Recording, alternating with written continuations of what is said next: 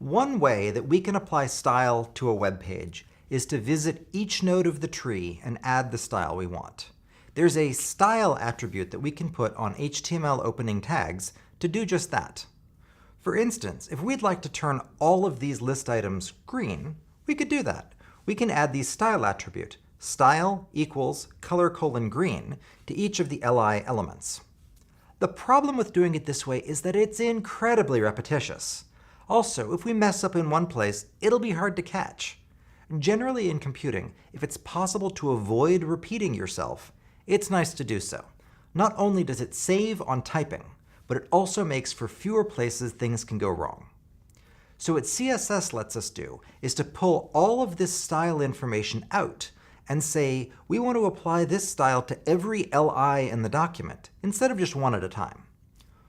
One way we can do that is by putting a CSS rule set into the document's head element, by creating a special element called style. The style information that we put here will be applied throughout the document. As the browser builds up the picture on screen from the DOM tree, it'll use these style rules to color, shape, and lay out the page.